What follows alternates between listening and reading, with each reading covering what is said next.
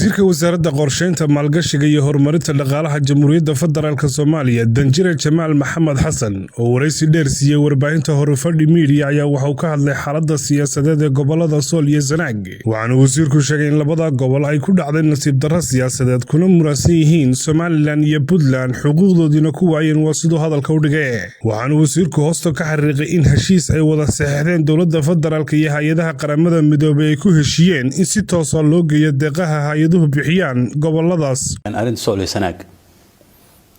waa arin qof kasta oo Soomaali u muuqata inna ka qarsoonay labada gobol runtii waxa ku dhacday nasiib darro siyaasadeed laba dowlad goboleed oo Soomaaliyeed ayaa mid kasta wuxuu leeyahay aniga tirsan mid toos u xukuma boqolkiiba boqol xukuma oo maamulkiisu gaarsan yahay oo ka wada talaan ma jiro marka dhibaatada dhacdo waxa weeye hay'adihii caalamka ka yimi ee rabeen wax gaarsiiyaan markay mid tagaan hadii dowlad goboleedka gobolka ay tagaan ama hadii tusaale ahaan Garowe tagaan oo ka baxaan Garowe ma tagi karaan labada gobol toos ma tagi sababta way qayb ka mid ah Somaliland bahaysta dhexda ka soo noqonaa hadii Hargeysa yimaadaan hay'adahaas rabaan inay tagaanna ma wada tagi karaan qayb Puntland bahaysta marka dhibaatadaas waxa weeye xaggana maaha waxay toos u helaan loo qoonday oo haystaan ma jira marka hadda tusaale ahaan bishii hore October waxaan saxanay 5 sano soo socota heshiis aan la galay UN-ka oo cadeynaya qeexaya ana soo ogolaanay wada saxanay in si toos uga shaqeeyaan dhulkaas macna ma sameynayso in ilmaha jooga gobolada Sool jooga ama Sanaag jooga iyo kuwa Nugaal iyo Waqooyi Galbeed ama Muqdisho ama Kismaayo ama Baydhabo halka jooga wax kala duwan ma jirto shacab Soomaaliyeed xuquuqda same xuquuq leeyihiin isku xuquuq weeye waa isku duruufo weeye waa isku mid weeye marka in midna la yiraahdo sabab jira awgood iyo siyaasado gobol kale ka jira daraadod waxba lagu ma keeni karo kuwa kalena la tagi karo in aniga oo taalahan ka soo jeedo gobolka Sanaag ana tagi karin gobolka Sanaag la yiraahdo timaadin balaaya dhacays laakiin gobolka Soomaaliya tagi karo mashaariicda qaar kale leeyahay lama geen karo sababtoo ah xagga marsiisana xagga xanaaqista xagga marsiisana xagga xanaaqis marka arintaas horta waa arin xuquuq insaanka xataa ee Soomaalinimada iyo dawladnimada dhaawac ku ah marka dawladahan dadka Soomaaliyeed oo noo sameeyeen shacabka Soomaaliyeed marka soo jooga noo sameeyeen dadka dawladda federaalka dawladda wada ah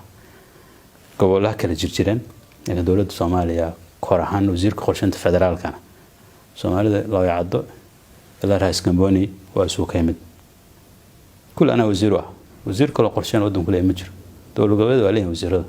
waa inuu qorsheeyaa marka kale cad jooga ee gabadh raas Gamboni joogta waa in iska soo qorsheeyaa marka boodi karo kuwa dhexda oo ma oran karo kuwa hadii wax loo qorsheeyaa ama wax la gaarsiiyo kana xanaaqay cadaalad ma xaga shaqeynaa marka arintaasi waa arin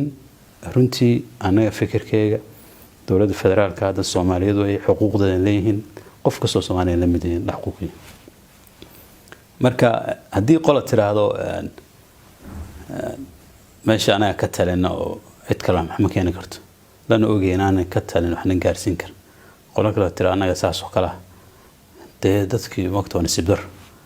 aakhirkii waxa dhaawacaysa dhibaatooyinka Soomaaliyeed oo la ogyahay turfaha ku sugayeen marka arintaas waa very clear arin cad weeye dhanka kale wasiir Jamaal Maxamed Xasan waxa uu sheegay inay tallaabo ka qaadi doonaan hay'adaha diiday inay ka shaqeeyaan Sool iyo Sanaag hay'adaha gargaarka hay'ad oran karta kama shaqeyn karo oo ma tagi karo oo saacad oran karta ma jirto hay'ad tiraahdo la xisaabtamayna kama shaqeyn karo hay'ad tiraahdo laakiin wadankan joogaya